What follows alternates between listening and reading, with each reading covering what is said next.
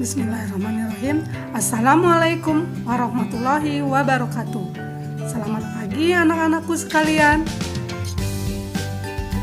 Bagaimana keadaan kalian hari ini? Ibu berharap kalian tetap sehat dan selalu semangat belajar.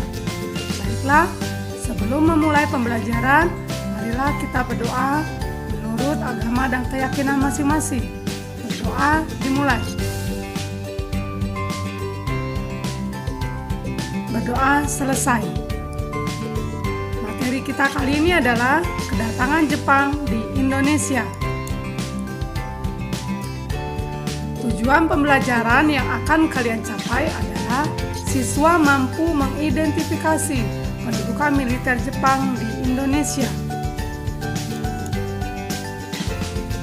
Perubahan besar-besaran yang dilakukan Jepang pada masa pemerintahan Tenno Meiji yang menempatkan Jepang sebagai negara industri modern yang sejajar dengan bangsa Barat mengakibatkan perubahan haluan politik Jepang dari menutup diri terhadap pengaruh asing menjadi imperialis. Ini dibuktikannya dengan perang di kawasan Asia Pasifik. Kedatangan Jepang ke Indonesia ditandai dengan pengeboman di Pearl Harbor pada 8 Desember 1941 yang terjadi di pangkalan Angkatan Laut Hawaii, Amerika Serikat.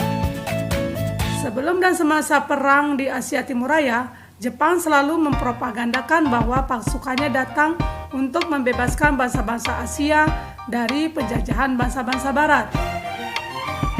Kalian bisa melihat isi propaganda Jepang. Kemudian,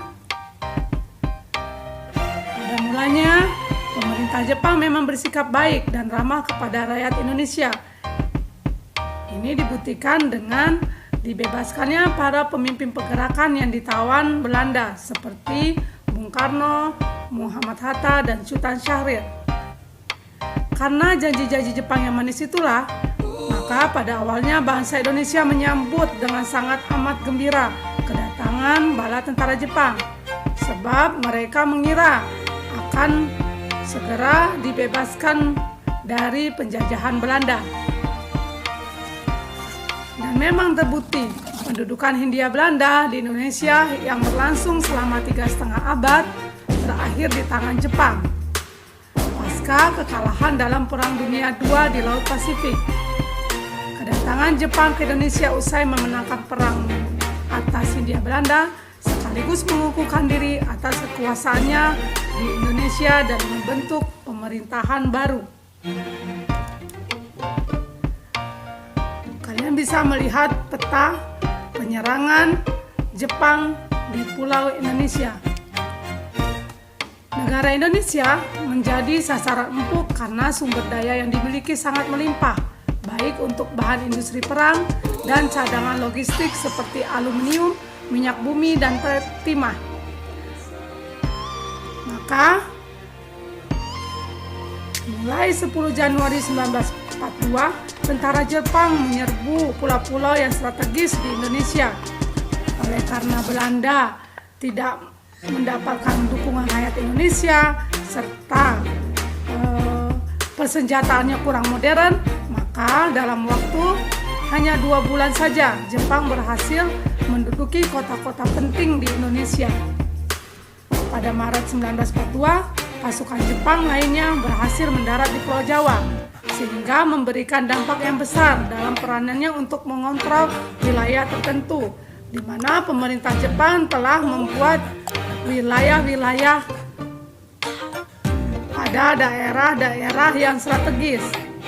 Kemudian tidak sampai di situ, Batavia yang saat ini Jakarta berhasil ditaklukkan oleh pasukan Jepang pada 5 Maret 1942, sehingga pada akhirnya 8 Maret 1942 pasukan sekutu atau Belanda menyatakan kekalahannya. Sejak saat itu Indonesia berada di bawah kedudukan Jepang. Sikap manis dan ramah itu ternyata hanya sekejap saja. Setelah itu, sikap dan tindakan Jepang mulai keras, kejam, dan semena-mena, serta menguras habis sumber daya alam dan tenaga rakyat Indonesia untuk mendukung kepentingan perangnya di kawasan Pasifik. Akibatnya, rakyat mengalami penderitaan yang hebat dan luar biasa daripada zaman penjajahan Belanda. Demikian materi kita hari ini. Silakan kalian kerjakan latihan soal. Akhiri, wassalamualaikum warahmatullahi wabarakatuh.